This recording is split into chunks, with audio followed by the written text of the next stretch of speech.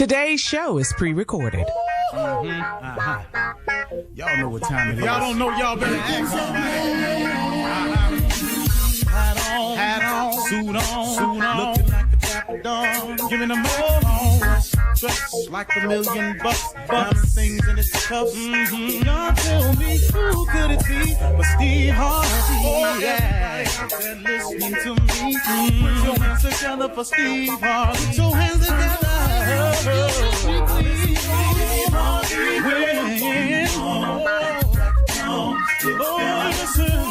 Harvey. Why don't you join? Yeah. Steve Harvey. Come on, y'all. You better give me some eggs like this. Steve Harvey. Yeah, join me. Come with me, help me say. I'm so afraid to go home. You gotta turn it on. Yeah, turn it on. Steve Harvey in the morning, y'all.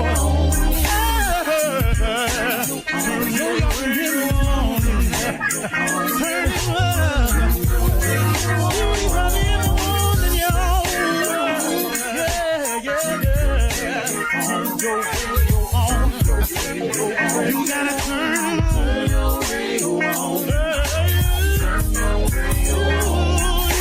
Turn it on.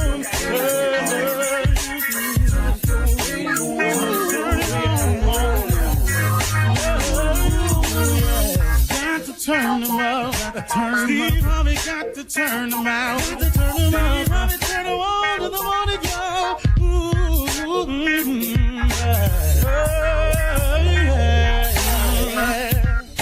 Come on, Steve.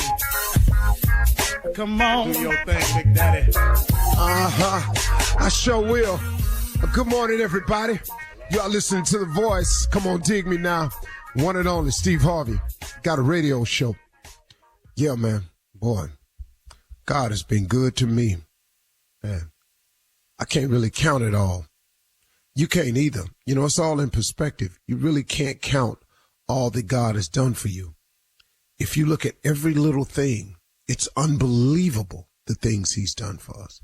How many times, you know, we got through something without even talking to him about it. He just blessed us with it. How many? You know, it's so much that the fact that you wake up in the morning, the fact that you still have a place to stay, the fact that, you know, maybe struggling out here, but guess what? You still going to work. You know, you living check to check, but you're making it all. You got all the plates spinning, you know. It's hard. You got a lot of plates spinning, but you keep them up there somehow. Every now and then one break, but he put two more back up there that look a little bit better, and you got to get to spinning them. So it all works. And then you got a lot of people who just can't seem to mentally put it together as to, you know, why their life isn't in the position that they want it to be. We talk about this oftentimes, but I want to try another angle with you today. You know, maybe it's you. Have you ever thought about that? Maybe it's you. Maybe it's no external force that's at fault like you keep making the excuse to be. You know, so many people I hear, well, if this hadn't have done this, if he hadn't have done that, if she hadn't have done that, I would have been further along. I wasted all my time, my years with this man, and he did this, and I could have been here, and I could have been there. And this woman, she did this to me. And if she hadn't have done that, I could have been here, and I could have been there. Maybe it's you. Maybe it's not really that external force that you keep making it out to be. See, I've done this to myself before. Once again, I'm talking to you about something I know about. I've done this to myself before. I've had the reason I wasn't where I wanted to be. I had it figured out as some external force. I had worked it out in my mind. Clearly, it wasn't me. Because if so-and-so, or if this hadn't happened, and if they hadn't have done this, I would have been further along up the road. That's what I was saying. But hold on, man. Boy, I learned a valuable lesson, man. See, if you don't ever let it go, it's going to be hard for you to go. If you don't ever let it go, it's going to be hard for you to go. I was listening to Bishop T.D. Jakes one day, and I heard him say, you can't drive your car if you going to keep looking in the rearview mirror. You go outside and try that. Try to drive your car, but keep your eye in the rearview mirror. All you looking at is where you been. All you looking at in that rearview mirror is where you passed or should have passed, something you should have moved on from. All you doing is looking in that rearview mirror at what happened back there. If you don't stop looking in the rearview mirror, you're going to crash your car over and over and over again.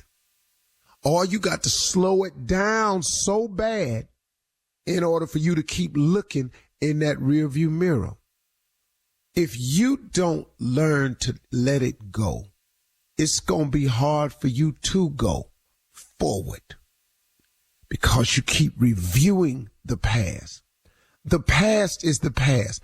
And I know it's hard, man. I watched a show and this lady said, well, I just can't ever forgive them for that.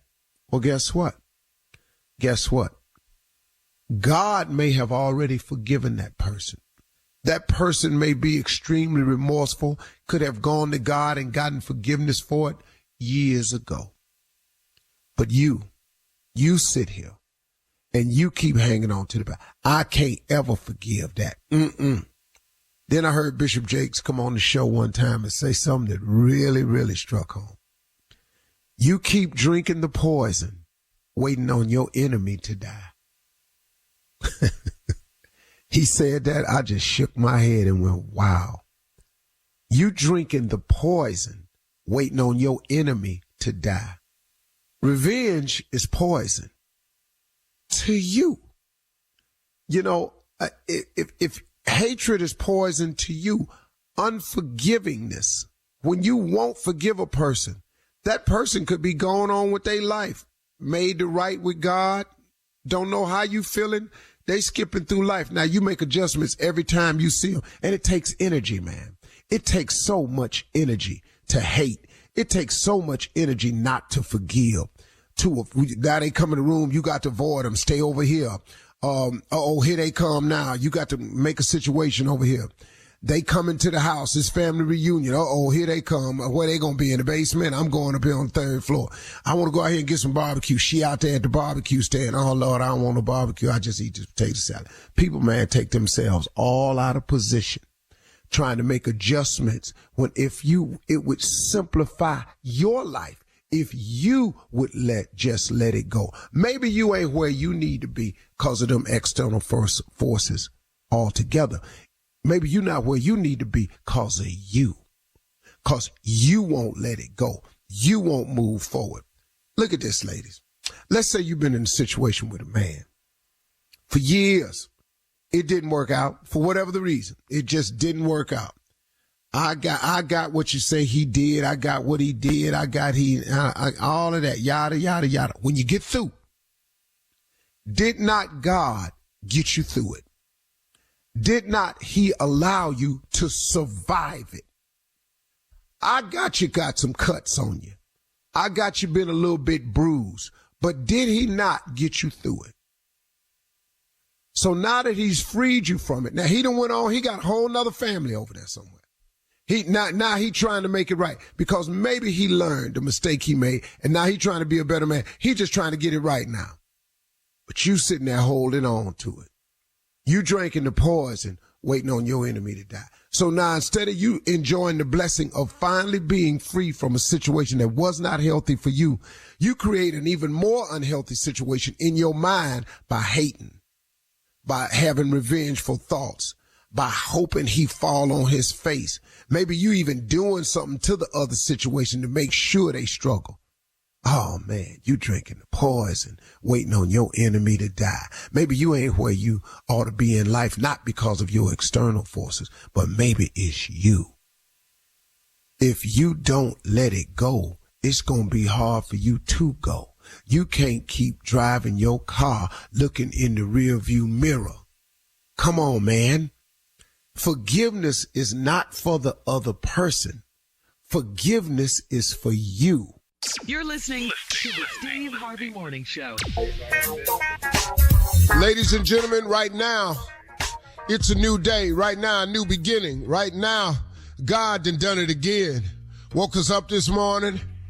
Some of you getting off work. Whatever your situation is, consider it a blessing, because it don't have to be. It really don't. I know you may not be where you want to be. I know you still got some aspirations, some hopes, and some dreams. I know everybody facing something. But guess what? You're facing it. You got a chance to look at it. And he done gave us a new day to deal with it. I'm here for it. Steve Harvey Morning Show. Shirley Strawberry is out today. Carla Farrell, Mississippi Monica, Junior, and the legend that is Nephew Tommy. Hey. Steve Harvey Morning Show. Junior, good morning. Yeah, good morning, Unc. You know, everybody faces something. Everybody faces something. I'm facing something too. But, yesterday, the man wrote in here and told you that about my hairline. I'm facing that, Unc, and you really hurt my feelings about that. And you said you want me to face the future. Look, all these facing, you doing it on purpose. You ain't got to face. I don't want to face nothing. Well, okay? you have the man said a lot more face. You're not gonna just out the gate. He started off. You want me to wait? Okay. Yeah, pull up. This is just No, you said I got a lot of... Okay, go ahead, Junior. No, because the man said it would hurt my feelings how you talk. See, you don't respect people's feelings. I think you overstep your bounds sometimes. Because you just did it just now. Like, I said, I'm facing something. You said you got a lot more face. Like, right? Like, you don't think that's wrong? You don't see nothing wrong with it? Well, I'm be honest with you. I couldn't help it. You can help it. No, it just come out. I don't know where. You said you got a lot more face, and then you just put your hand back under your chin like that. I went like, God, dog. I don't know how that came out. Like, it's automatic. It's just like you say something, my response is instant. I don't even have to. Do you be thinking about what you finna say to me or anybody else, or you just say it? Well, see, you can't say it unless you think it. Oh, wow. So, Junior, your feelings are hurt, because yesterday I asked they that hurt bother nothing. you when Steve Okay, talks about your hairline, like the guy brought up in a letter yesterday. I slept on it, so I asked him slept about on this it. morning. No, you ain't slept on nothing. Shut up, Tommy. When you come to me and you tell me about what they be talking about me down at the barber shop, I don't get to tell you how I feel about that. Well, no, I take stuff for you down at the barber shop. Well, no. What is you doing at the barbershop, Junior? What is you doing We there? back. We back. Man, I swear to God, this ragged ass morning show I work for. Yeah. What is you doing down at the barber? What you think I'm doing? I don't know. I'm just asking. What is you doing down there? Said, what is you doing down at the... Hey, Junior, when you in the chair, do the barber ask you to keep your chin on your chest? We gotta go. Coming up at 32 after the hour. Hey, Junior. Nope. Run that prank back right after this. Don't say nothing When else. you hold to your Junior. head down, I do see how. When you hold it down. That's why the barber tell him to put his chin on his chest so he can work. Run that prank back right after this. You're listening to the Steve Harvey Morning Show. Time now to run that prank back with the nephew. What you got? All right, we're going to jump this thing off. You know what, Carla? This is for you. This is Oak Treeosity. Yes. Oak Yes. Give it to Treeosity. me. Yes. You know, this man getting ready to get married, and you know the deal. Here we go. Yeah, I Let's know go. it. Oak Treeosity. Hello? Hello, I'm trying to reach Marvin, please. Yeah, this is Marvin speaking. Marvin, hi. I'm calling you from Doc's office. I'm actually the lab technician. And you came in and got a physical, I guess, about a couple weeks ago. Yeah. Okay, and it's my understanding this is for your occupation, correct? Yeah. Okay, you're in that. What do you do for a living when you're a Oh, yeah, I'm a truck driver. Okay. Now, I was giving you a call about, I'm here looking at your records and all the testings that you actually went through. Wow. Let's see. Have you had any activity or any problems around your navel area? Nah, everything been fine. Okay. Everything all right, huh? Yeah, everything's fine, but I mean, you haven't had any type of, nothing, no breakout or anything around your navel or whatsoever? Nah, man, the second time you asked me about my navel. Now everything going straight, man. Okay. I'm trying to see what's going on, man. What's happening? Okay, actually, you've been diagnosed with octreositis. And octreositis is actually a fungus that comes out of South America. And you have no activity whatsoever around your navel? No, man, quit asking the same thing, man. Octreositis. It's octreositis, sir. And what you say that? What that is actually if you haven't had it yet, you say you haven't had any activity, there's going to be like a small little tree that's going to be growing from your navel. And it gets about 6 inches long, and it probably bears probably about 25 to 30 leaves on it, but it's very small. Whoa, run that back by me. You see a tree going to be growing out my navel. Yeah, it's going to be a small tree, and what's going to happen is I'm going to have to get you to come back in probably in the next month. We're going to need you to come in so we can check it out, but it's got to grow its fullest potential before we can actually do anything to it. Nah, I can't come in no month. I got to come in today, man. Somebody got to tell me what's going on, man. Get this problem resolved, man, because I'm finna get married, man. Well, we can't. It has to grow its fullest potential, sir. And the full term is actually like about 4 weeks before we can actually. Man, I'm not waiting for no 4 weeks, man. Somebody got to come tell me something right now, man. I ain't finna go married, man, and have to fly out of town, man, and have something growing out my navel, man. Y'all going crazy, man. Sir, octreositis is something that's very rare. We were actually getting this assignment from overseas in South America on how to treat this. Man, I don't give a damn. Where is it, man? Somebody's going to have to come give me some help right now, man. I'm finna get ready to get married, man. I'm not finna be putting up with it, man. Somebody in this office, man, got to come down here and do something for me, man. And what you say, if you say I can cut it out myself? Sir, the best I can do is probably trim it a bit, and maybe knock a few leaves off, but I cannot touch the full stalk at all. Man, you can cut this, put a Band-Aid, do something. Sir, if you cut it, there's a possibility right now, man. You cannot, sir. If you cut it, there's a possibility of hemorrhaging, and you're going to really create a bigger problem than what you have already. Man, that I'm trying to get this pulled out, man. You didn't tell me can't nobody in that where I'm driving down there to get this pulled out, man. I'm finna get married in 2 weeks, man. We finna fly to Jamaica and can't now. Somebody can do this for me. I pull this out my self. Sir, you cannot pull it out. You're going to create that, man. You're going to create a bigger problem if you try to pull it out, sir. The problem is already there. I'm trying to get this down, man. You mean to tell me that big hospital ain't now there can help me? Sir, you want me to do, sir, man? it's not something. Man, I have something out of my stomach, and you telling me it ain't you can do, man. Sir, octreositis is not something that we treat all the time. Like I said, it hails from South America. So we got. I don't give a for the help from Great Britain. Somebody at the hospital supposed to be able to come down here and help me pull this off, man. Sir, I understand what you're going through, but we have to let it grow its full term, which is 4 weeks, sir. The full root of it. Letting it grow, man. I ain't finna let it grow, man. Finna go down right now, man. Y'all gonna have to do something, man. Sir, there's nothing we can do. We can probably trim it a little bit. The trim, get some chainsaw and cut this, man. Do something. Sir, there's nothing we can do at this point but sit back and wait and let it grow its full term, okay? Can we get I'm you not doing no waiting, man. Somebody finna help me right now, man. Sir, can we get an appointment for you in the next 4 to 5 weeks? Can we do that? No, you got to get an appointment for me today. I'm finna get married, man. I'm finna fly to Jamaica. Man, I can't have no sticking out of me. I can't even sit at the airport, man. You gonna embarrass me like that, man? Have sticking out my neighbor. You crazy? Sir, I understand it, and like I said, octreositis is very rare, and it's something that we haven't treated that many times here in the States. But overseas, the message that we're getting is that we need to let it grow its full term. So you mean to tell me ain't nobody in America got what the is the name of that man? It's octreositis, sir. So how the I can get it if don't nobody else in America got it? Sir, I could not believe that you were coming up with octreositis here in the States. It's something very rarely seen here. There's been 2 people in the past that's been diagnosed with this, and they actually passed away.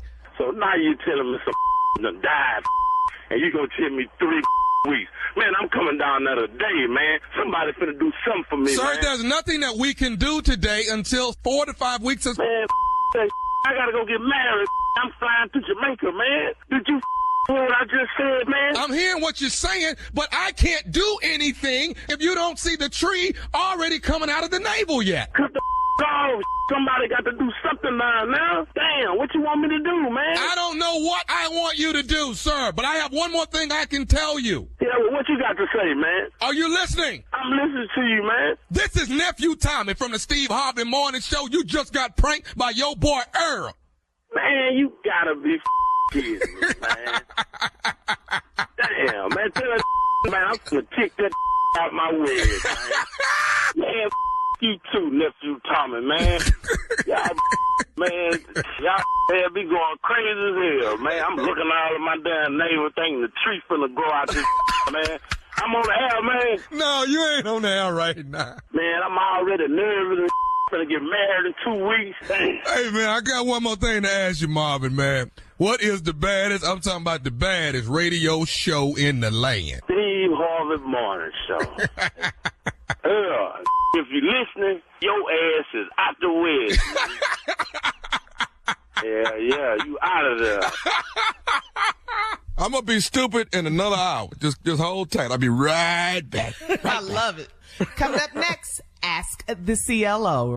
You're listening to the Steve Harvey Morning Show. Coming up at the top of the hour in entertainment news, Lenny Kravitz receives his star on the Hollywood Walk of Fame. Flashy Bishop Whitehead from Brooklyn is found guilty, and our very own Earl, Duke of Ottingham, is here to tell us what's going on with the royal family. They have been in the news a lot. We'll talk about these stories at the top of the hour, but right now it's time to ask the CLO. Chloe. Yep, Chloe. Capri in Paramus says, I went on a date to a bar that my ex-boyfriend goes to all the time. He was there. He came over to say hi and he shook my date's hand. Later, my ex texted me and said I look beautiful and happy. Did my plan work? Is my ex jealous? Well, I don't know if he's jealous. He wanted to say something to you, acknowledge you. Maybe he's a class guy, but he wasn't afraid to go over to the guy because obviously he felt like he was just as good, if not better than that guy. Like, it ain't like he was over there looking at the Rock, you know. Was, you know, looking across the room at the Rock. He was probably looking over there more like a Tommy type, you know. Over there and saying something to you. What does that mean? He can size them up, so... yeah.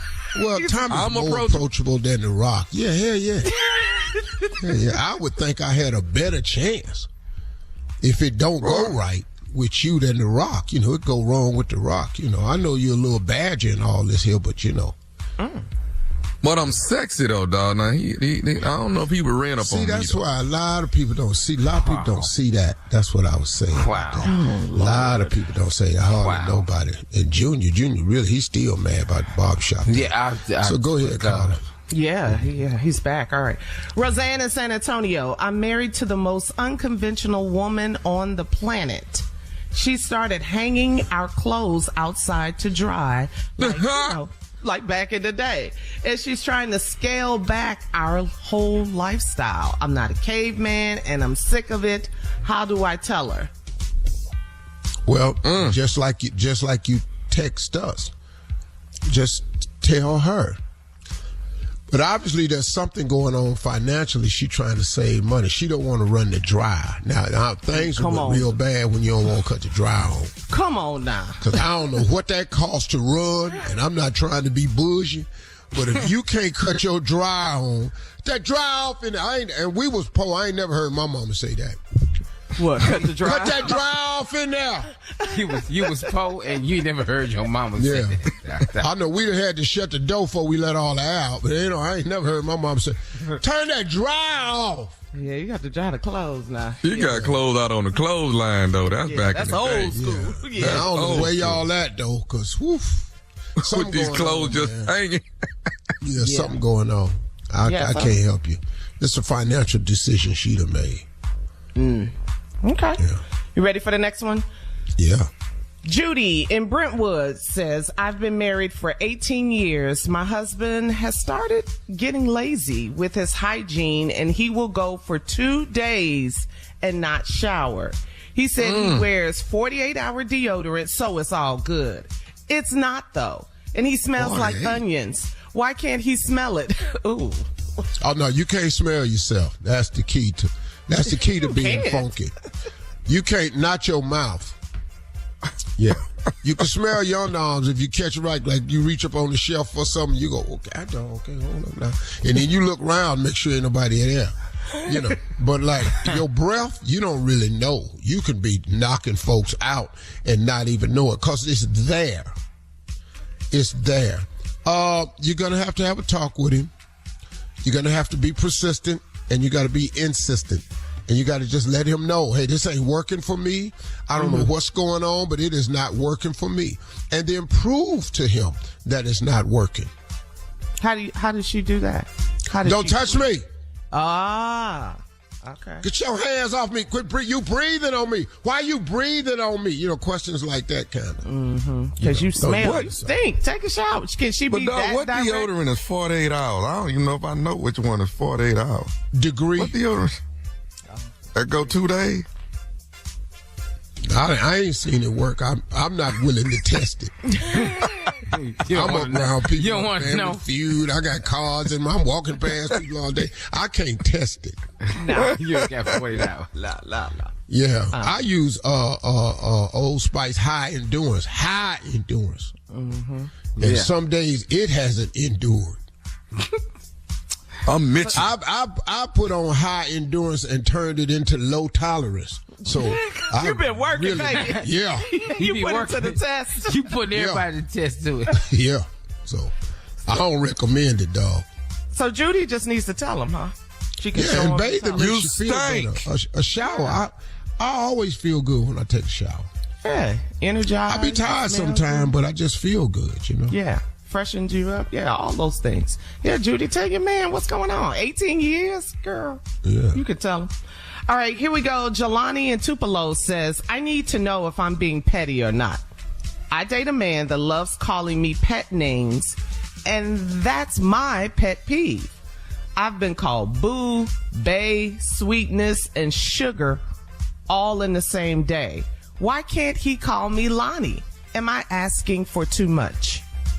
Damn, man. Come on now. What is Now, the man calling you sweet little names, you don't want that. That's your pet peeve. Somebody calling you a sweet name. That's your pet peeve. You know, sister, for real, sister. She doesn't like it. She doesn't like boo, bae. Hey, bae, boo, sweetness, sugar. She don't like all that. Call her by her name, Lonnie. Okay. All right. Okay, I'll tell you what. Go on in there and tell him stop calling you that. Just go on in there and tell him.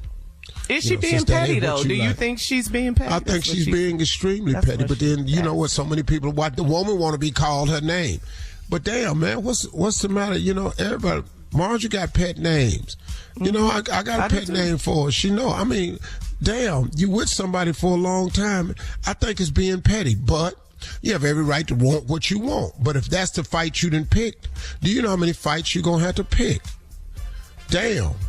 That's irritating you? Kindness. Lady, go on in there. You can go on in there and tell him. So maybe you can break it down to her as to why he is doing that. Why is he calling her a pet? I mean, maybe he just being a fave. Babe, this is my babe. This is my boo. This is my whatever it is. I don't say boo. I don't like the term boo myself. But, hey, boo, that ain't my thing. But, you know, Marjorie got her pet name. She know what I'm calling her. That's it. Nobody else better not call her that. But she know. So you have an exclusive pet name for your wife. Yeah. I wish I would be walking around my house and hear somebody else call her that. Yeah. That's exclusive, right? Yeah. Yeah. So I don't see why you're upset. But if that's your pet peeve, then you could go ahead and tell it to him.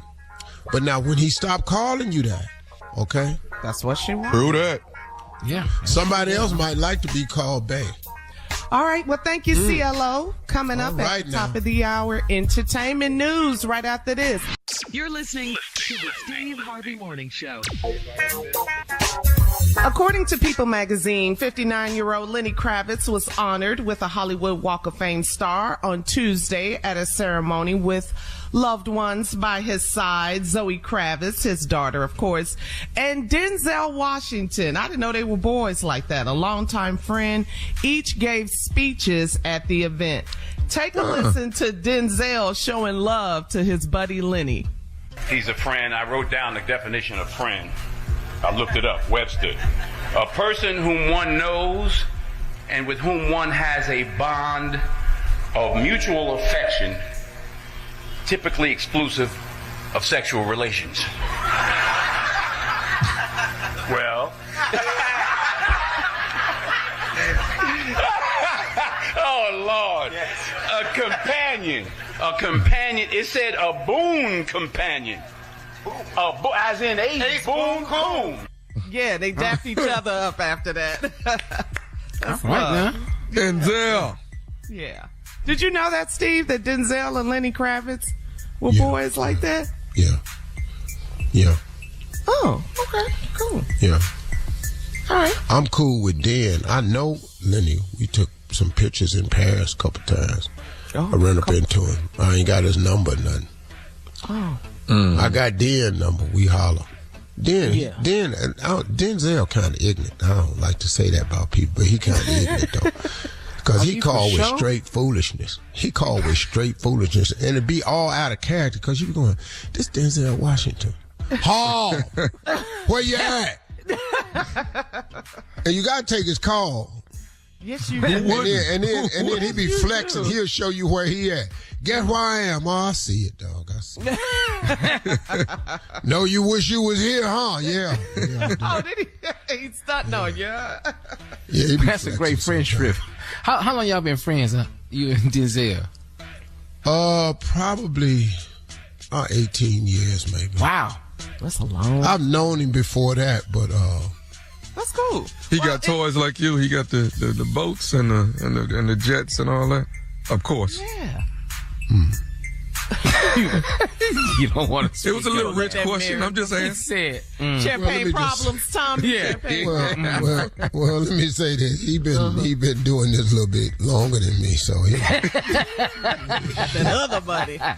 He made me. You go over there, flex back with him if you want to. Ass be broke. Come on, love Denzel. Yeah, you go. You play with somebody else. He ain't struggling.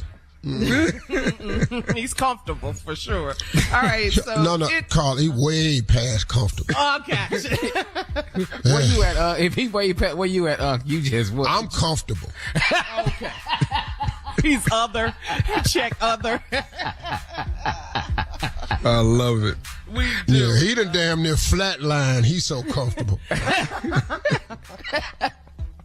Well, let me say this. In addition to Zoe and Denzel, stars like Marla Gibbs was there, Channing Tatum, and Burdine White. Steve was there. So Lenny was star-studded for his star in the Hollywood Walk of Fame. So congratulations to Lenny Kravitz. In other entertainment news, according to CNN, flashy Brooklyn pastor Lamar Whitehead was convicted Monday in federal court of using parishioners' retirement savings to trying to extort other church members. Whitehead, known for his, Louis Vuitton suits. You see him rocking the Louis, the Fendi, all those luxury designer labels and extravagant. You finna rock that jumper now, son. Yeah, he is. Yeah, he is. Yeah, remember he made headlines back in 2022. He and his wife were robbed of $1 million worth of jewelry at their church. He's also made false statements to the FBI. Each one of Whitehead counts carries a maximum sentence of 20 years. And except for lying to the FBI, false statements, that's about 5 years. His sentencing is July 1st, and he plans to appeal. Y'all remember this guy? Dog. Yeah. You can appeal all you want. Dog, appeals don't work with the feds. Dog. They don't come down there unless they got you. The feds is not. That's a different knock on the door. Police knock on your door, you got a ticket, you got bench warrant, we need you downtown for questioning. The FBI knock on your door, they have it. They pretty much have everything. No, they got it, dog. Yeah. They ain't got time to waste.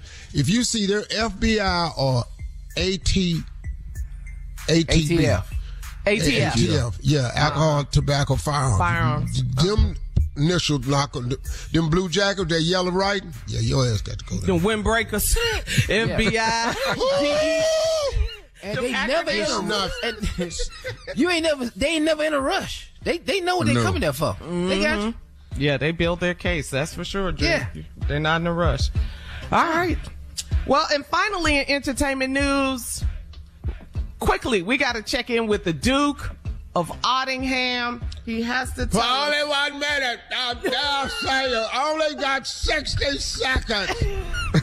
What is it, Carly? Well, good morning, everyone. Morning, Duke. Morning, Duke. Morning. Hello. Cheerio to you. What's going on? What do you need to say?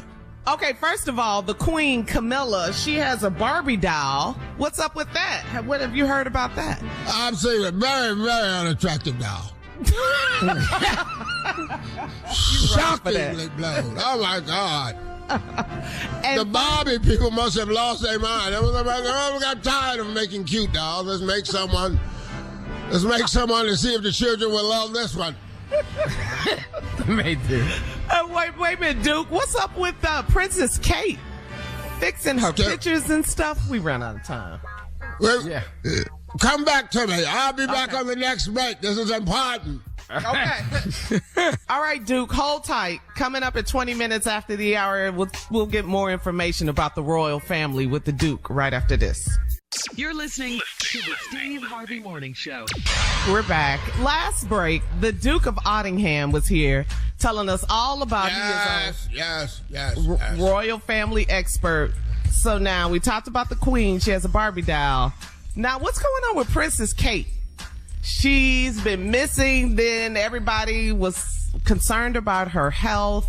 Then she put out this picture. And now everybody says the picture has been altered and the images is not her. What's happening? Had to be altered. Why is that? Damn it. What? Princess Di was the last time we didn't have to fix these photos. Everyone else requires photoshopping. We've had to take people in and out of it. We've had some people in pictures so ugly we've had them completely removed. Shut up, Junior.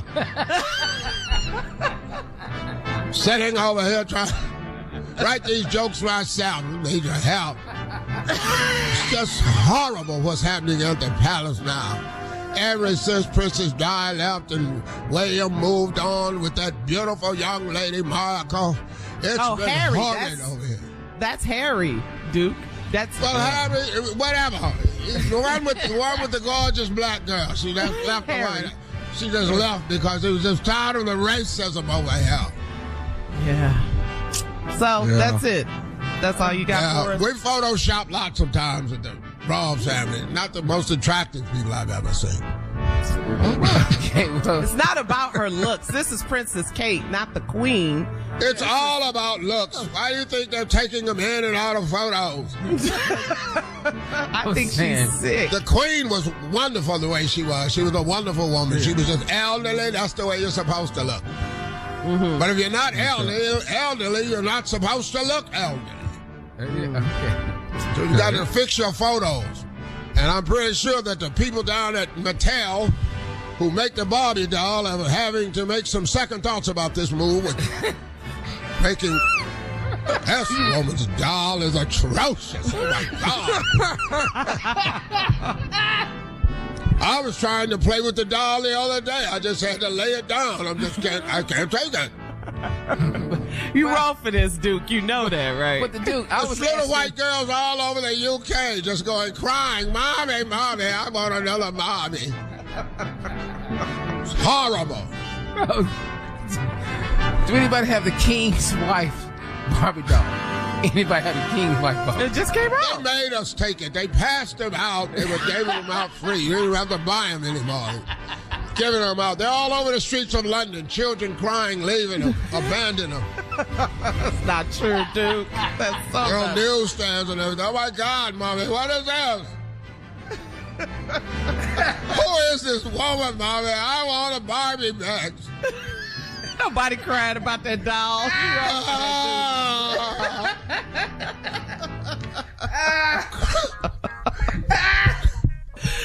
All right, Duke. Thank you for coming. Coming up at 34 minutes after the hour, we're going to check Steve's voicemail. Bye, Duke. Hello.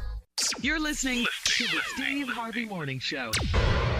Time now to check Steve's voicemail. 877-29. Steve is the number. If you would like to leave a message for Steve, please do so. And you might just hear your call on the air. Steve, are you ready? Yeah. This message was left, a female listener. She has, I guess, some wardrobe advice for you. Check it out. I would like to say that Steve Harvey looks a lot more slender if he wears just the one button down, not for, the double-breasted suits. And he looks like he's lost 30 pounds when he wears just the single one. I enjoy watching him all the time. Thank you very much. Bye. So you look fat when you got them double breasts. That's what she told you. You was a fat ass with them double breasts. Yeah, well, that's not what I heard. I heard it looked like I lost 30 pounds, which is exactly how much I've lost. So thank you very much. That's all you heard? That's it. You ain't hear. Yeah. You didn't hear the double breast part? The double breast suits. Quit wearing the double breast is what the lady's saying. Because you look fat with them on. Well, I think you need to stand on your tippy toes when you take pictures. So what else we got? Oh, shots fired. And Junior, since you want to say something, you need your damn baseball cap. All right, no, anybody else? Anybody else want to take a shot at this morning? I'm here for it. Wow. One thing about it, man. Wow. They don't wow my ass. One thing about me. That's what you thought. That's how you... Yeah, she was I mean, you know what? I'm just saying, come for me. I ain't say nothing to the caller. I accepted it. I picked out the part I chose to deal with. The positive. Double breast. I don't know what to tell you. I ain't got nothing to say, but then, Chim and Chime want to jump in over here. So, I can't say nothing to her, but I got something for both of these two right here. That's how you got to handle it, Junior. If you all upset because we're talking about your hairline, you can say something else, All right, you came in this morning. You was upset about your hairline. What's the next call, Carla? Okay, we're going to leave this alone. Hey, you ain't got to rush, Carla. Hey, first of all, it's the email bag. Until the email asks you something, voicemail. I don't go ahead, Carla. Okay, thank you. This message was left by get off me, partner. Listen to this, though, guys. A Trump supporter wants you to get your facts straight. Uh-oh. Hey, Steve, y'all talking about Trump. Y'all talking about how he incited a riot. He said, let's go down. If you actually watch the video, Trump said, let's peacefully walk down there to the Capitol. So don't sit here and put something out there because you're making yourself look not very intelligent because you really need to see. He didn't incite the riot. The riot was going on. It already had started 8 minutes prior to his speech even ending before he even said that. So get the facts, okay? Don't make us look bad. Now, hold on, man. Let me give you the facts. Woo! The fact that a president, you think, would say, let's peacefully walk down there, full knowing the rhetoric that was said before. But peacefully walk down there for what? To overturn the government? To peacefully walk down there for what? To overturn a right on a justifiable election? When a president sends a group of people to a protest, what kind of president are we talking about? So I got my facts straight. What your ass need to do is get your head out the sand and out of Donald Trump's butt so you can see what's really going on. You just as stupid as the rest of them. Don't call my show and tell me I ain't got the facts. When you sit up here, if you listen to the tape, he said, let's peacefully walk down there. Why would a president, knowing the audience, knowing the QAnon, knowing all these people in here, know the militia groups that's in the audience, looking at the clothes they got on, and the riot didn't start 8 minutes before. That's not true. They were down there waiting, and he sent the rest of them down there. Maybe you didn't watch the tape. Were you familiar with the people whose lives were lost? Did you see the property damage? Did you see the actions of the protesters? Did they look peaceful to you? So now what fact you want me to get straight, homie? Which one you want me to get straight? All right, thank you, Steve. Right. Coming up next, the nephew. Yeah. Prank call up next. You're listening to the Steve Harvey Morning Show. Coming up at the top of the hour, right about 4 minutes after, it's today's Strawberry Letter. The subject is, I think my wife is ashamed of me. Uh-oh. But right now, the nephew is here. With today's prank phone call. What you got, nephew? This right here is bump and grind. Bump and grind. That's what we're going to do this morning, cat dog. Nothing wrong. That's why I have a song about that, too. Yeah. Mm-hmm. Bump and grind. Let's go, cat. Hello? Hello, I'm trying to reach Marcus. Marcus. Yeah, this is he. Hey, can you hear me? Can you hear me pretty good? Yeah, I can hear you, man. Go ahead. Hey, listen, hold on, let me turn the radio down for a second. Go ahead. Hey, listen, I live in the apartment building that you just moved into. I live in 21A, and you live above me in 22A. I actually got your number from the leasing office. I told them I wanted to welcome you to the apartment building, man, but I didn't want to really raise no eyebrows, but I was really calling about, you know, first of all, let me go ahead and say welcome to the building, man. I hope that you and your is that your wife that lives with you? First of all, thank you, brother. I appreciate it. But why would you need to have my number to do that? You could have just came and knocked on my door, man. Well, yeah. Well, see, the reason why I really called and got the number was kind of reach out to you, man. I don't be wanting to start no trouble with nobody or nothing like that. I be wanting to, I want my neighbors to be cool with me, and I want to be cool with my neighbors. You know what I'm saying?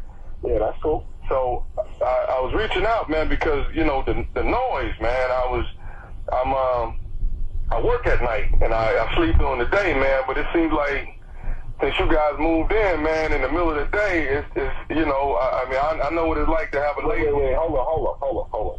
You're hearing noises coming from my place in the middle of the day? Right. I mean, I'm hearing. I'm guessing I'm hearing you making love to your lady, man. I mean. Nah, man.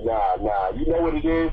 You might be hearing something from another unit, man. It's definitely not coming from us, because I'm at work, and my girl is there, but she's on the computer, she's looking for a gig right now. Hello? Okay, wait a minute now.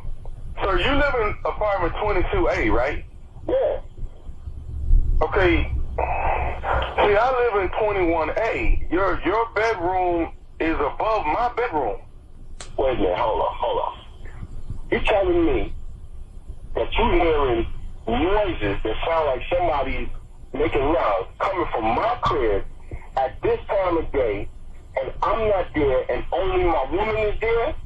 Dude, man, again, I'm not trying to be rude or anything. I appreciate you calling and neighbor and all that. 21A, you said you went, right? Yeah. Man, look, I mean, you called me, all right? So let's get to the bottom of this one time. You saying you hearing noise. What kind of noise are you hearing exactly? Tell me. Hey, you know what, man? This is probably just a big mistake. I mean, maybe she's just hanging some pictures or something, bro. You know what? Let me... No. I apologize. Ain't no pictures, man. We ain't even bought no pictures yet. I mean, you calling me like you hearing a jackhammer going off in my crib. What you talking about, man? Hey, man, listen, Marcus, I apologize. No, my man, you telling me I'm a man. You understand what I'm saying? I don't know what you are, but I'm a man. No, I understand. You calling me, telling me you hearing noises coming from my crib that sound like somebody, and now you telling me don't worry about it. Maybe you hey, man, all I'm saying is maybe it's just a legitimate mistake. I don't think maybe she hanging some pictures or moving some furniture or something like that. Ain't no pictures, man. I keep telling you that. Ain't no pictures. Ain't nobody hanging. It shouldn't be no noise coming from my crib. Hey, man, I ain't trying to start no trouble, man. Well, you not starting some man. What you talking about? Man, all I was calling about was trying to get a decent rest, man. I work at night, bro. That's all I'm talking about, man. I'm not trying to... I don't give a if you like the graveyard shit. I don't care. You calling me, telling me about my crib that I just moved into. You hearing noises. Ain't no going on like that, man. I don't even believe it. You got the right address. Where you live at, man? You live on Yes, man, in apartment 21A, and your place is above mine, man. Hold on. You pull this stuff over, man. Hold on 1 second, man. Cause you talking some dude. Hey, man, look, I'm not trying to have no trouble, man. I'm not trying to have no trouble, man. You got you working there, dude. I do 50 hours a week, man. I don't need to hear like this. Okay, dog. I'm not. All I'm saying is, man, I thought you was making love to your woman, man. That's what I thought. That's why I called you to ask y'all to keep the noise down. I ain't making love to my wife. I ain't even on my ass right now. I'm on my radio.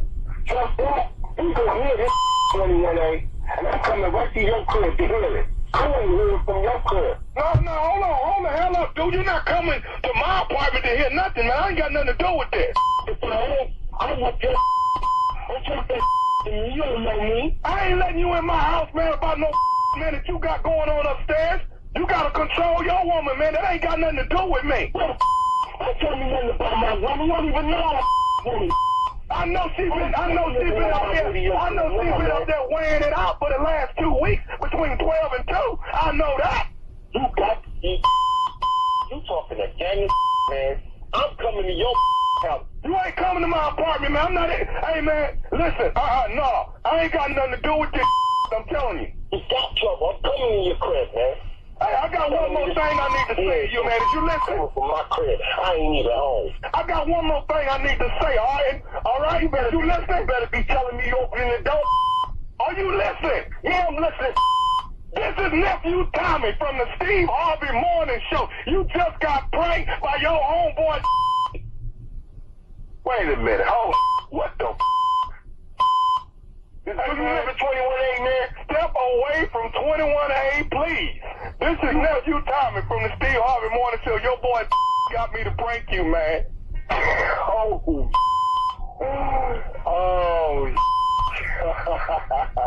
damn. Are you at 21A? Dude, I'm right outside my apartment, man. I'm ready to blow that hang up, man. Nephew Tommy? This Tommy, man. How you doing, brother? Oh, man, Tommy, you had me going, man. I was coming to up, man. I'm serious, man. I got one more thing I got to ask before I let you go, man. What is the baddest radio show in the land, man? Man, it's the Steve Harvey Morning Show, without a doubt. Hey, man, step away from 21A. Step away. And there you have it. Right there. Play straight ignorant, straight stupid. Mm-hmm. That's how we're doing it this morning. All right? Mm-hmm. All right. I'm going to be stupid this weekend, man. And it starts today. It starts tonight in Richmond, Virginia. You do understand that, don't you?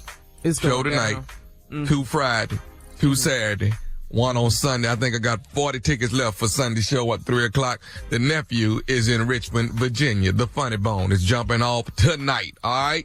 Don't be late. Do not be late. Come on up in there and get it while the getting is good, because the nephew gonna show you what's up and coming. And it's me. Yeah, it really is. It really is. Okay. Laying in the Montgomery, Alabama. The nephew headed down there, Montgomery, the Gump. That is March 30th at the Montgomery Performing Arts Center. That would be me. That would be J.J. Williamson. That would be Celebrity, the comedian, and the one and only Earthquake in the building in Montgomery, Alabama. Black hats up. Let's go, baby. Nephew, yep. Hawk, you want to come down to Richmond, man, and hang out with me? Get on stage, man. Let me. Virginia. Funny Bone. Yeah. When the last time you been down there? Ooh. I was down You there do all that? What? Last time I was down there, I played golf with Bruce Smith. Bruce Smith. Yeah. There you go, Junior. That's it. There you go, Junior. Ooh, that was a big boy right there, man. Yeah. That was the day I played with him. I played the round of golf. First time I ever played a round of golf with the same ball. Oh, I've never done that. Ever. One ball. Same ball. One ball. On the 18th hole, I thought about it. I was so nervous. Oh, well, thank you, sir. Thank you, nephew. Coming up next, today's Strawberry Letter. The subject is, I think my wife is ashamed of me. You're listening to the Steve Harvey Morning Show. Time now for today's Strawberry Letter. And if you need advice on relationship, dating, work, sex, parenting, and more, submit your Strawberry Letter to steveharveyfm.com and click Submit Strawberry Letter. We could be reading your letter like we're going to read this one today. Nephew, what you got? Buckle up. Hold on tight. I'm sorry, I got caught up in the moment. Buckle up and hold on tight. We got it for you. Here it is, the Strawberry Letter. Yeah, appreciate you, pimp. Listen, Shirley ain't here today, so this is how we do it. I'm going to read the letter. Carla going to respond, then I'll respond. Okay. The subject is, I think my wife is ashamed of me. Dear Steve and Shirley, I'm a 58-year-old married man. I'm a dump truck driver. I retired from teaching after 30 years in the classroom. I was only 55, so I decided to reinvent myself and get back to work. I was talking to one of my homeboys that has a hauling business. I hadn't talked to him in years, but one day I ran up into him, and he was telling me how he bought a truck. And he gets a lot of business hauling dirt, tree limbs, and debris. And he sets his own rates. He said he already made $27,000 this year, and it's only March. I went to my wife with the idea of buying a truck and taking a class to become a certified driver. She shot that idea down. She said I should go find something better to do. That went in one year, in out the other one, because I had already done some research on how to start my business. Then I talked to another buddy of mine that's a fireman, and he said when people have fires, they need damaged furniture and clothes to be hauled off. He said there's so many possibilities for income if I own a truck.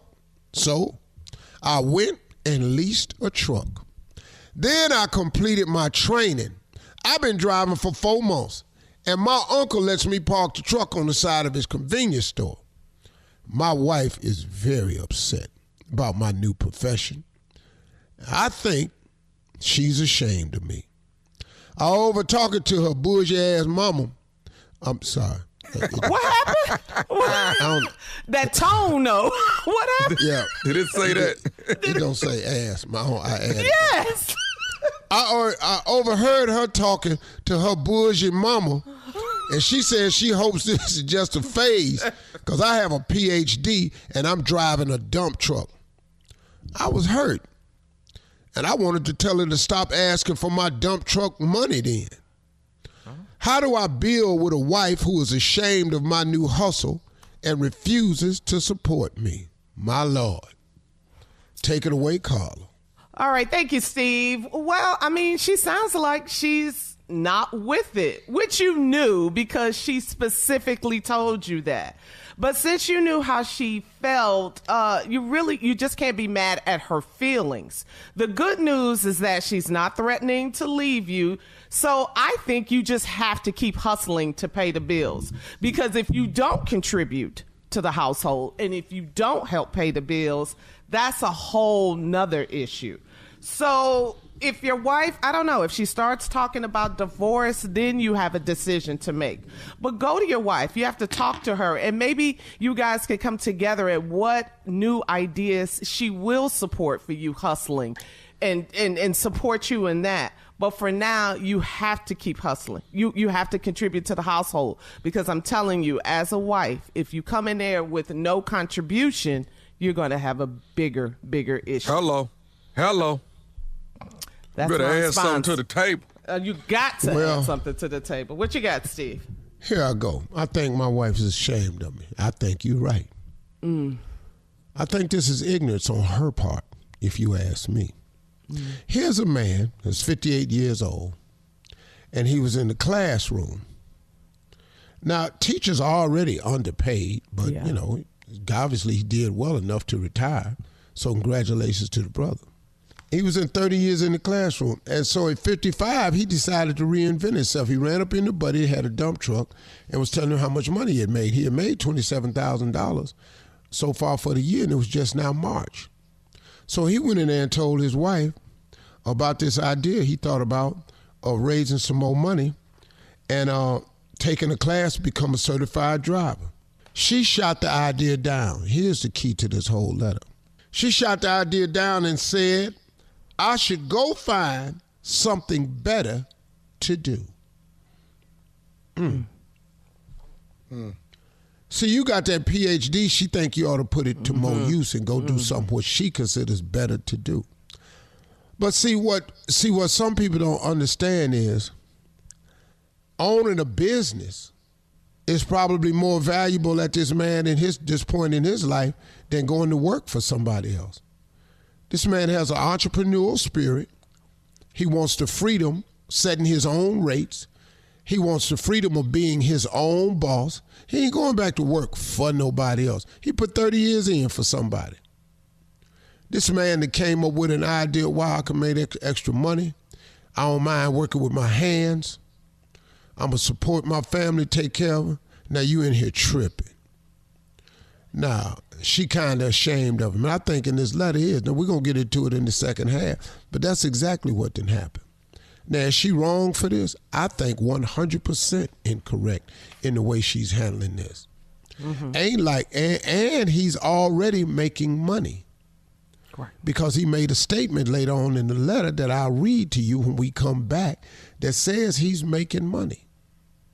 But it's her thought of the imagery, what her friends gonna say while he driving the dump truck. So when I come back, I will finish her off. Okay, all right. Put her in a nice little package in a bow. And I will also tell you, dog, how to be successful under these conditions. All right, good news. All right, we'll have part 2 of Steve's response at 23 after the hour. You're listening to the Steve Harvey Morning Show. Okay, Steve, let's recap today's Strawberry Letter. The subject is, I think my wife is ashamed of me. Yeah, well, I'd heard that before. It's not about you. Come on with the recap of the letter. That's why you call in. I've had a lot of experience at a lot of things. 58-year-old married man. He's a dump truck driver. He retired from teaching. And he was sitting at the house, for a while. He was only 55, so he wanted to reinvent himself. He ran up in a buddy of his that had a hauling service, and he told him he had a truck and how much extra money he could make by hauling debris, trees, furniture, dirt, and all like this, and said he'd already made $27,000, and it was only March. He said, wow, that's a good idea, man. So he took the idea into his wife, and she shot it down, and the key word for her was, I think you should go find something better to do. That's a very bougie statement. So that went in one ear and out the other because he was already researching on how to start his own business. Then he ran up into another homie of his that was a fireman and said when people got fires, they need people to haul off their old clothes, debris, furniture, all mattresses, all this here. He said there's a whole lot of possibilities if you own a truck. So dude in the letter went and leased a truck.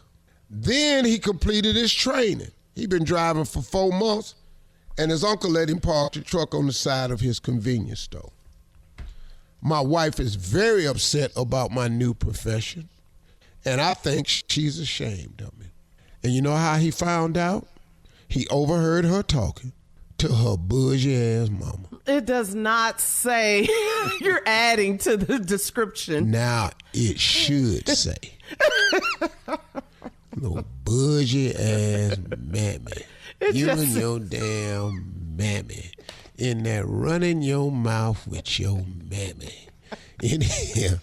Anyway. Now, she says she hopes it's just a phase because I have a PhD. What did a PhD have to do with the man wanting to be a businessman? What does the PhD have to do with him wanting to own his own service? What does a PhD have to do with him making extra money? What does a PhD, how does a PhD allow you to be your own boss, the man? See, PhD does not allow you to be the man. Not in his world, in education. His PhD will allow him to get a job somewhere. Every job you get gonna have a supervisor attached to it. Most of them I know. He tired of that.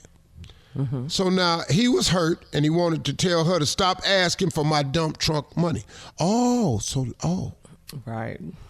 Oh, so you closet embarrassed. You gonna spend the money that the dump truck making, but you don't want him to drive the dump truck. Well, the truck don't drive his damn self. So that's kind of crazy. Now he says to me, how do I build with the wife who is ashamed of my new hustle and refuses to support me? Now we have a problem. I'm pretty sure some other people like myself have been in a situation where you couldn't get support from somebody that you felt was your teammate or something like that, your live-in person, your spouse. Right. You know, we've all had that happen to us. Mm-hmm. Well, one thing about it, when I was told if you go out there on tour, don't ever come back, I was told if you really love me, quit your job, quit doing that, and get a regular job. You see me on this radio, don't you? Mm-hmm. You see me on Family Feud, don't you? Because I didn't give a damn what you was talking about. I have the right to pursue my dreams, and my dreams is valid. Now, if she had an alternative for you, I could understand. Baby, instead of having a dump truck business, let's open up this tax service because, you know, both of us are accountants. Yeah, but that ain't the case. Right. Well, baby, let's don't do the dump truck business. I would rather us put the money in this home remodeling service. Yeah, but that ain't what she did. All she did was complain about you driving a dump truck because it's embarrassing to her. Because she bougie and her mama bougie. Mm-hmm. So that's what I was saying. You have a problem. Yeah, I support myself, though. See, I just keep on doing what I'm doing. It's hard. And, you know, it's kind of crazy, though, man. You can you can be married to a person that don't support you. And tell you what, ladies, let me just say this to women. Do you know the thing that hurts men the most that they don't really mention? You know what bothers us more than anything? What's that? The lack of appreciation. It is the lack of appreciation. Nothing bugs your man more that he won't say it to you than if you don't appreciate him. Mm-hmm. Well, he don't appreciate me. Well, I ain't talking about that. I'm talking about women who have husbands and men who are out here going to work and bringing it in the house trying to make it work. Mm-hmm. All we want is an occasional pat on the head. I know it's hard out there, but thank you so much for the way you try to take care of this family. We really, really appreciate it. And that will go a long way with some people. But instead of just taking the money and then complaining to your bougie mammy. Yeah. Thank you, Steve. And hide half of the money that you're getting off the dump truck. Post your comments at Steve Harvey FM on the Gram and Facebook, and check out the Strawberry Letter podcast on the free iHeartRadio app. Free never sounded so good. Download it today. Now, coming up at 46 after the hour, Junior is in the building. Sports Talk right after this. You're listening to the Steve Harvey Morning Show. Time now for Junior with today's Sports Talk. What you got, Junior? Okay, Tom, let me ask you this. If you had $500,000 contract and you want to help your team, would you restructure your contract? Would you do that for the team? $500,000? Yeah. 500. Oh, yeah. $500,000. Would you restructure your contract? You got to get your money straight first. Yeah, I was just asking. Way off. $500,000. You getting a damn. I mean, talking to me. half $1 billion, really. Would you restructure your contract to help your team? I don't know. Well, Patrick Mahomes is doing that. He got $500 million contract. He said he gonna restructure it to help the team because he want to win another Super Bowl. So he gonna give up. He gonna restructure his contract to free up $21 million to bring in new players. I don't see why I would do that. I don't know why. I don't love the team that much. Well, Junior, now when he say he gonna restructure, he not giving 21 back. He just moving around the way he received it. But would you do that for the team, though? You'd be surprised how creative they can be with finances. He moving that money around, he coming out on top. Okay. When you got $500 million and we talking $21 million, that ain't even 10%. Junior, if iHeart give me a half, give me that's what I was getting ready to say. I'm not finna give you none of that, Junior. At all. No, you're not gonna restructure for the team. You ain't restructure what? What? No. So selfish. Y'all better get in there and restructure your damn self. Well, let me just say this though, Tommy. Did you see who this Texans signed, man? We finally showed up in front. We got running back Joe Mixon from the Cincinnati Bengals, dog. He coming to the Texans, man. We got Joe Mixon. What? We got a running back. Okay. Now, I don't want to gloat, but you know, y'all are in free agency too. Y'all did sign James Winston. Y'all about to sign him. Winston? Yeah, that's what the Cleveland Browns. Crab leg Winston? Yeah, Crab leg Winston. That's who they finna sign right now. We got Joe Mixon though. Well, Steve, y'all better hide all them crabs. Y'all is on the water though. Well, I tell y'all this, but You wanted a backup quarterback. You got a good one. It's 2 black quarterbacks in Cleveland. I ain't mad at Jameson. Y'all, hey, slow down now. Texas got a good team, but they ain't. Y'all, hey, the boy from Titans was out there. Henry was out there. Yeah, he was, but y'all got crab legs and massages. That's what y'all got. That's all I want you to get at the top of the hour. Just get it out there, Tommy. Crab legs and massages up in Cleveland. Okay. Coming up, Steve is mad at the top of the hour. A man on social media needs advice about his boss. We'll talk about it right after this. You're listening to the Steve Harvey Morning Show. Elliot on Steve Harvey FM writes, "Hey Steve, I'm one of your blue-eyed soul brother listeners. I've been working for the same company for 4 years, and I love what I do. I also love my coworkers, my boss. That is until last week. We were all in the break room having lunch when my boss revealed that he believed the earth was flat. I laughed, thinking he was kidding, but no one else around the table did, and neither did he. So I asked him, hoping he was joking. I said, 'Are you serious?' He assured me he was, and proceeded to lay out some flat earther talking points to prove his point. I decided to change the conversation and talk about sports or something.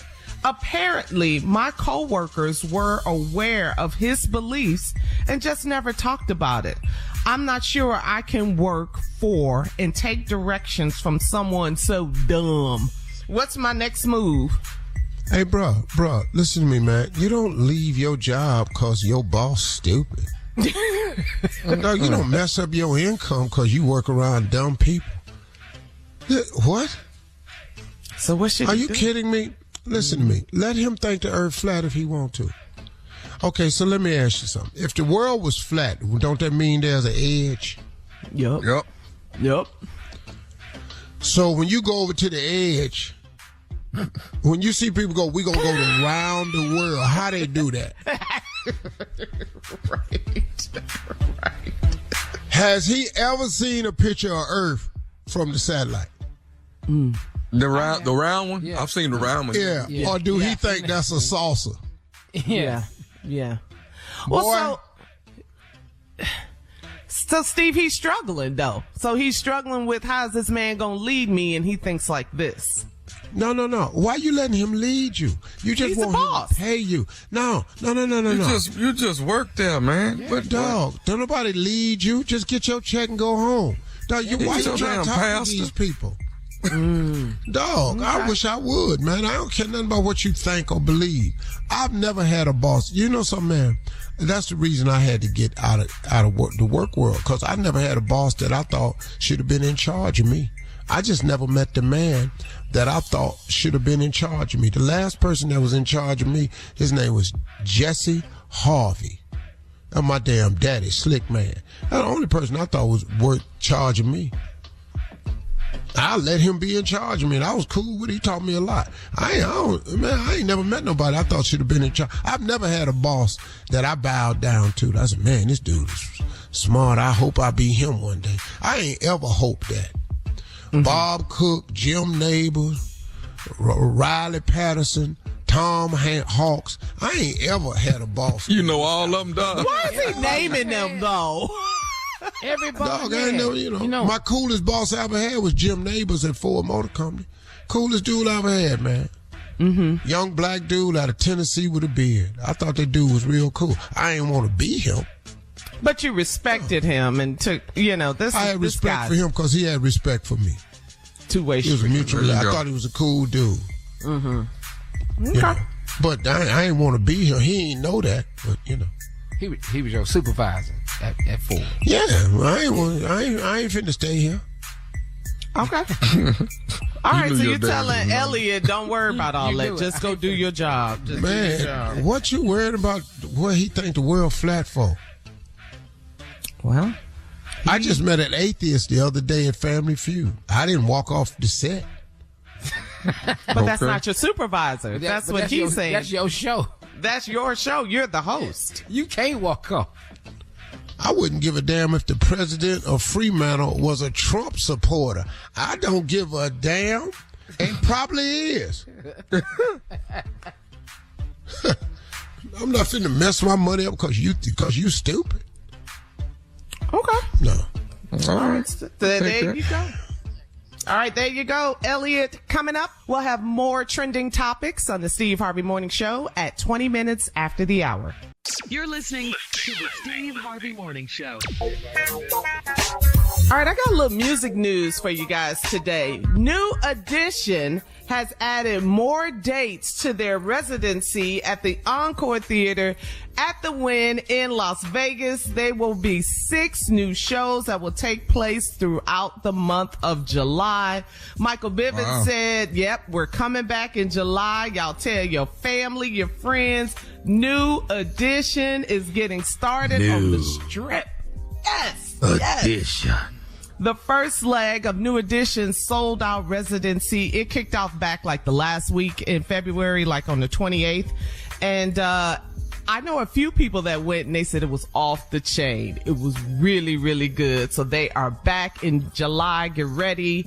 And, before they get started. I've always liked them dudes, man. Man, they can tour forever. That is one of those. Just as people, man, that New Edition is some cool people, man. They are, man. All of them. Yeah, all 6 members. You get to check them out. Bobby, Johnny, everybody, all 6 members. Can't say that about all the groups. Don't forget about Ralph, man. Can't say that about all the groups. Mike, Ricky? Yeah, we can. Right? Yeah, we can. Jodeci got a residency in Vegas, too. Don't play. Boy, stop. Boy, stop. You just been checked, sir. No, I'm saying Steve's been checked. I'm with you. I thought you already know like they we ain't ain't gonna got be there. one. We got a residency. Coming up, we got another round of Would You Rather. You better call down there before you go. You're listening to the Steve Harvey Morning Show. Time now for Would You Rather. Let's get it started. Would you rather fight Mike Tyson? B. Or Floyd Mayweather? B. I'm with Floyd, little ass. I'm not fooling. Oh, really? I clothesline Floyd. I'm gonna pull his ass so hard to take his ass with me, they ain't gonna hurt me as bad. I ain't doing no boxing. I'm out here wrestling. Now, Junior, you're not gonna be able to whip Floyd. You do know that, don't you? Yeah, that's why I said I'm clothesline. I'm wrestling. I'm not boxing. Oh, there ain't nothing you can do it. You can't do nothing with Floyd, Junior. I know that. I can't do nothing with Mike Tyson. I can do something with Floyd. You can't do a damn thing with Floyd. Y'all need to stop this here. A professional boxer? Bruh, this is an ass whooping you gonna take. His speed, his know-how, this is not gonna work out. I'll take that ass whooping before I take that killing. I'm not fooling with Mike at all. What we gonna do with Mike at 58? I didn't say you needed Mike, but you act like you finna go in here with Floyd and go home clear. No. Yeah, you still gonna need some medication, partner. I'm trying wrestling moves on Floyd. He said medication. Yeah. I'm gonna tell you right now. I'm not fighting Floyd fair. No, you got to wrestle Floyd. Don't box him. All right. Would you rather marry the person of your dreams or have the job of your dreams? One or the other. Oh, marry no, the job. person. The job of my dream. I can get the person later. I need the job of my dream. Hey man, you married, dude. Look at my face. Did you just say that? Dog? Why the hell y'all ask these questions if y'all don't want clear answers? That's your answer? Well, you know what? I'm just gonna quit answering. Huh? I understand the answer. I happen to have both, so I'm good. But would you rather the person of your dreams or the job of your dreams? I would rather y'all accept what I say. Okay, we accepted it. Moving on. Come on, Junior. What you got? Hey, Steve. Hey, I just got in here. Hey, that's all I have to say. Hey, the person of my dream. That's all you can say. That's all. Well, see, Tommy is absolutely correct, though. If you get the job of your dreams, you can probably attract the person of your dreams. But if you got the person of your dreams, they can help you build and have the life of your dreams. So I think the most important factor is the person. Yeah. Okay. All right. It's the person. It's the person. The person is the key factor. A woman is like an elevator button. She could take you up or she could take you down, and you can lead that. You know that for sure. You got to get the right person, because you get the wrong one, partner. Whew, we feel the same way about men. All right. You absolutely right about that, too. Yeah. All right, coming up 49 minutes after the hour, we will close out the show with Steve's closing remarks right after this. You're listening to the Steve Harvey Morning Show. It's our last break of the day, Steve, on this Thursday. Wow, this week went by pretty fast. You got some closing remarks for us, sir? Yeah, I do. Okay. My closing remarks today is to Junior. I want to apologize to Junior. What? I want to offer an apology to Junior because I didn't know it. Junior, I found out earlier that it was hurting his feelings that I had mentioned his hairline on the radio. Wait a minute, come on, man. So I want to apologize for mentioning your hairline on the radio and let you know that I didn't know that bothered you. It's just really amazing to me how it bothers you. Well, look at this. You know, for you to come in here every day and sit here and give your best and all to the Steve Harvey Morning Show, and to yet sit there and feel somehow challenged and to feel like you're not in the best light. I just want to take some time out to apologize to you. I didn't really mean to hurt your feelings. Wow. And I don't even really, to be honest with you, don't see how it is hurting your feelings. But the fact that it does makes me have to apologize. I'm not hurt. But why is he going? Oh, yeah. Well, you said you was hurt. Yeah. Carla, didn't he say he was hurt? You're acting like you were hurt. This was yesterday, and then you brought it up today. So Steve is apologizing. Junior, this is big. His line hurts. His line hurts. You shut up, nephew. Wow. Go ahead. So I wanted to take this time in the closing remarks, do something I've never done before. Junior, this is big. This is huge. I want to apologize to Junior Kill Space. There it is. For bringing it up, for mentioning it. Bringing it up or bringing it back? Well, the WB started a long time ago. I was there when the WB started because they bought my contract from ABC. And when the WB started, I had a holding deal with ABC. The WB bought the talents of Steve Harvey from ABC. WB was back then. WB is also making a comeback. The WB is not a TV network anymore. Mm-hmm. The WB is Junior's hairline. Man. Not. I thought you were going deep. What? I was trying to learn something. You is learning something. The WB stands for way back. It's way back there now. But the redeeming factor in all this is, and I want to applaud you, sir, because the fact that you are, in the words of LTD, holding on,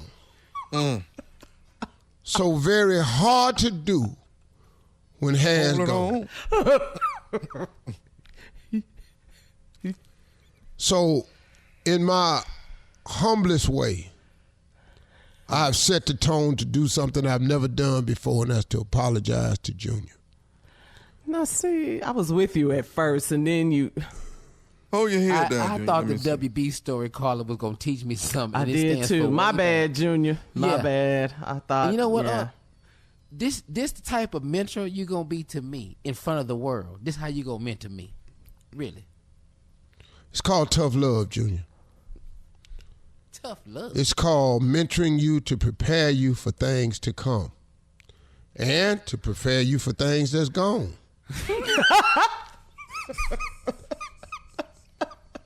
I can't stand him. It's not easy trying to get somebody you mentor to face the truth. It's an intervention. This is an face. Way more face. And sometimes when you're talking to young people, you got to get them to identify the problem. And I think we've all identified it now. Hold your head back up. It's the same thing. Wait a minute. Why'd you even say? Huh? Okay, go ahead. No, I shouldn't have said that. I mean, just keep He going. said he's finished. So how do you feel? Said ahead. But I said go ahead, and I thought he was You gonna said say go something. ahead. You have. You're going way ahead. Oh, Lord. And it's all good, man. I've been just looking at you, man, and it's me and Tommy. You know, we went on to just let ours go years ago. We just let it go because we just saw it. It was just tired of fighting it. And it's all good though, Junior, man. We got a lot of love for you and everything. But like, it's certain things It's like not that bad, Unc. It's not. I want you to quit going to that barbershop. That's what I want you to quit doing. I want you to stop saying stuff like it's not that bad. Okay, well then how bad is it? And the glare from the light above your head is shining all the way up to the headset. To the headset. Yeah, which means that's what? Nah, because if I say that, I'm finna get killed again. I can't. No, just go ahead and say it. I ain't gonna say it. You got it. That's just.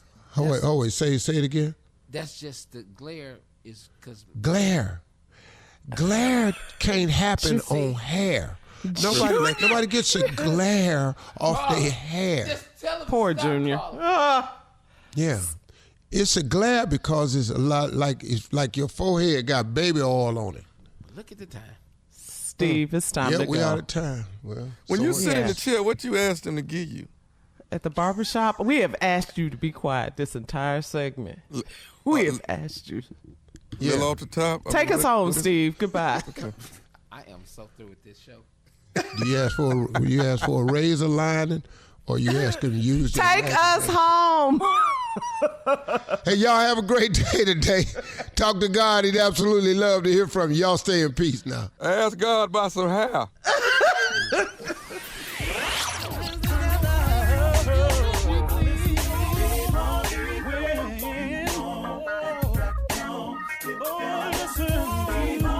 For all Steve Harvey contests, no purchase necessary, void where prohibited. Participants must be legal U.S. residents at least 18 years old unless otherwise stated. For complete contest rules, visit SteveHarveyFM.com. You're listening to the Steve Harvey Morning Show.